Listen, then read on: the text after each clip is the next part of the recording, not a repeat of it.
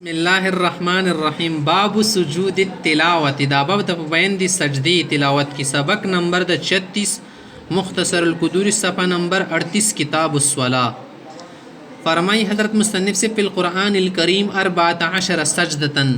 و قرآن کریم کی دیمو احناف و مذہب مطابق سوار لسجدی دی نور ائمہ مختلف خائی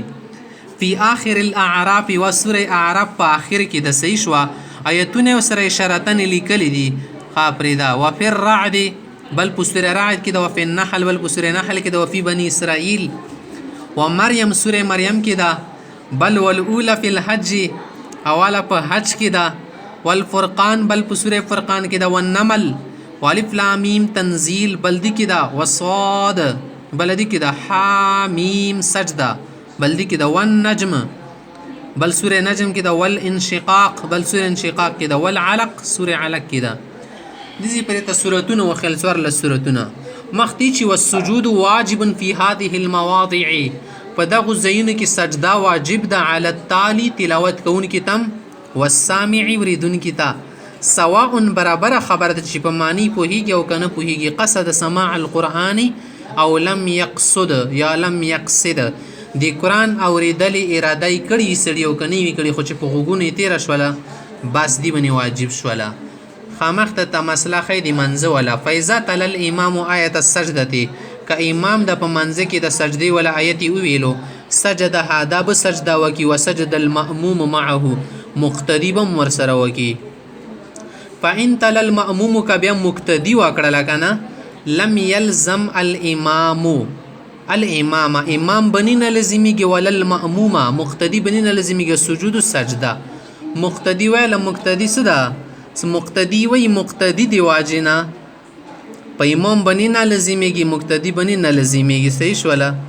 خامخته یی و ان سمعوا کدو سجدی ولا آیت اوردل وهم فی الصلاه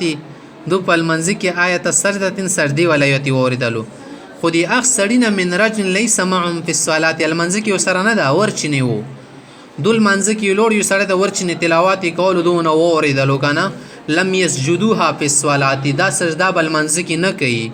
المنځ کې بنو بوسی وسجدوها بعد الصلاه المنځ نو ورسته بیا کوي خو کبه د سی وکړو پین سجدوها فی الصلاه ک منځ کې وکړه لم تجزئهم دا بیا نه کافی کېږي د لپاره دوباره کوي ولم تبسط صلاتهم منذ وسره نه متیږي مخته یو مسله خی ومن تلا آیت السجده کای سره د سجدی ولا آیت ویلو خارج صلات المنزن ورچنی ولم يسجد هغه د پاره سجدا و نه کړه مغه ټیم کې حتی دخل فی الصلاه مستینیت تړلو نا او تو فتلاها مغه آیت بیا ویلو منځ کې وسجد لهما دور د پاره سجدا وکړه اجزاته السجده عن التلاوتین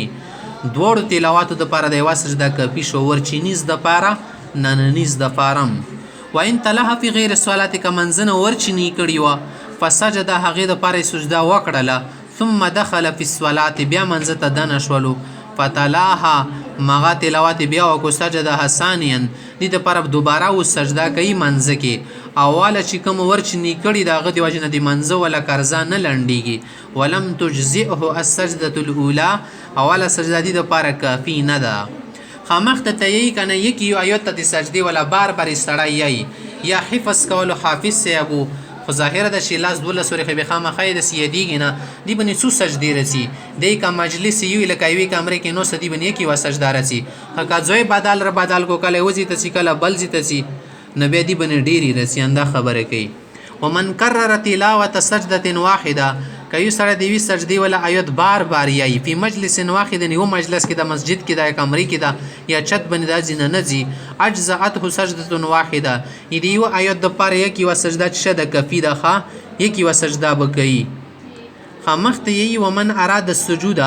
سجدی کوله طریقه ده کوم سړی د سجدی کوله اراده کبر تکبیر وکي الله اکبر ولم يرفع يديه لسنه بوتانه وشته غوګونو غیره پره وسجد ډایرک بلاړ شي سجدی ته ثم کبر بیا بوت تکبیر وکي